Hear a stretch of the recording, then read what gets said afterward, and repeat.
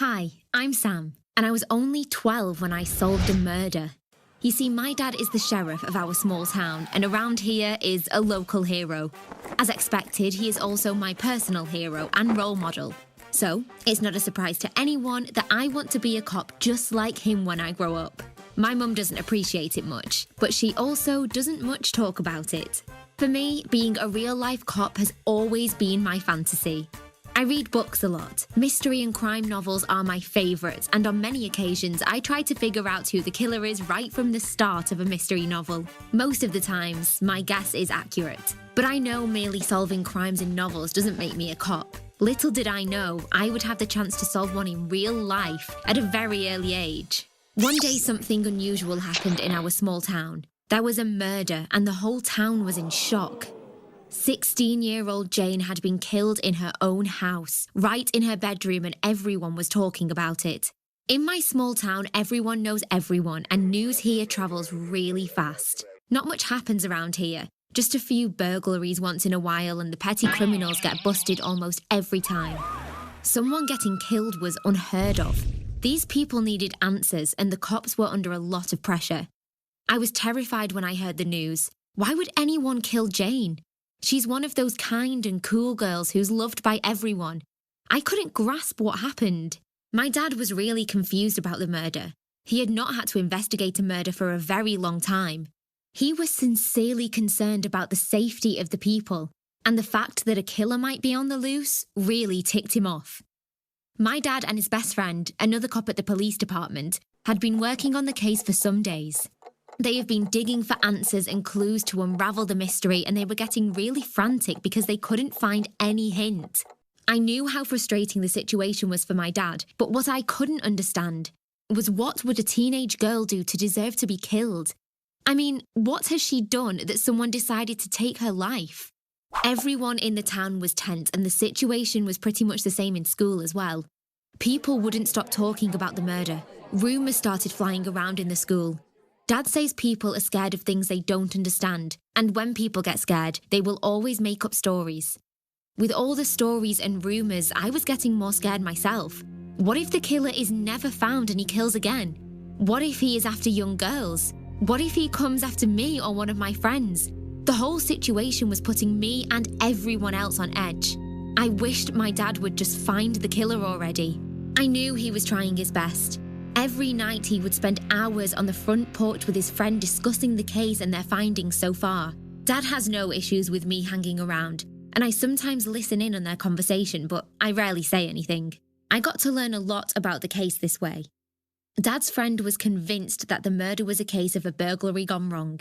In their conversations, I overheard them say that the victim was killed with what they term a weapon of opportunity. She was bashed in the head with a table lamp, which meant whoever killed her hadn't really intended to because they had no weapon. But my dad said since the house bears no sign of being burgled, then whoever killed her had access to the house and must have been close to the victim and not just some random burglar. But who would have killed Jane?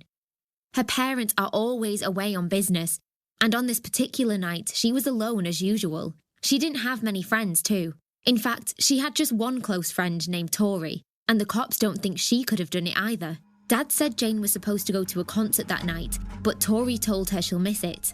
Wait a minute, a concert? Who goes to a concert without their best friend? Something is not adding up here. Wheels were turning in my small detective mind. This isn't one of your fancy novel stories, I told myself. This is real life. I decided to let the thoughts slide, but continued to listen to my dad's conversation with his friend anyways. The next day at school was just like the last. Everyone was still talking about Jane's murder, and the stories were getting weirder and scarier. I started thinking more about it, wondering if there was any way I could help find the killer. Just like everyone else, the thought of a killer roaming the streets freely in our small town scared me, and I felt as responsible to find him. The next day, Dad's friend came over to go over the details of the murder like they usually do. This time, I was listening in on their conversation with rapt attention. Dad's friend insists on the burglary theory, but he can't prove anything is missing in the room. The girl's purse, phone, and other valuables were right there in the room where she was murdered, and none of those things had been stolen. With nothing missing, it's hard to conclude.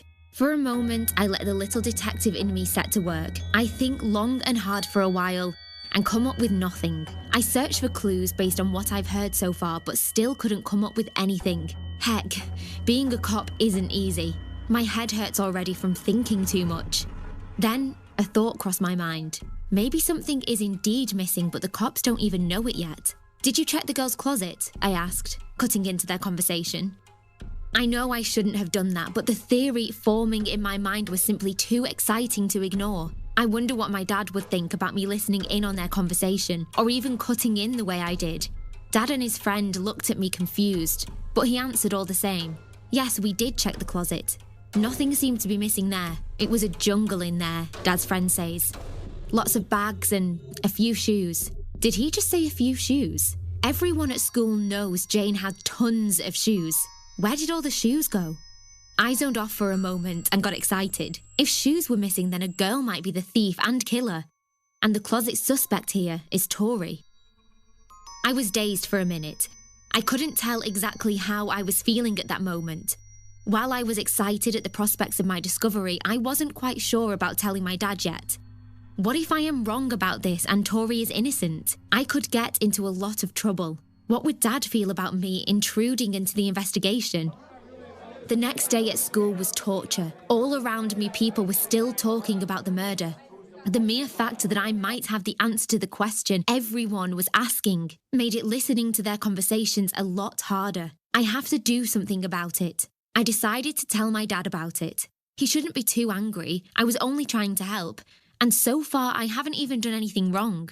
I think Tori might have killed her friend accidentally. I told my dad the moment I got a chance to speak to him after school. I went ahead to tell him my thoughts about the case.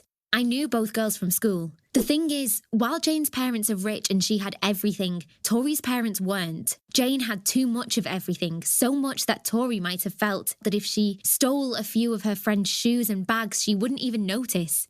The concert was her perfect opportunity. She would sneak in when Jane was away, which is why she intentionally missed the concert. But it seems Jane returned while the burglary was on, which led to a struggle that resulted in her death.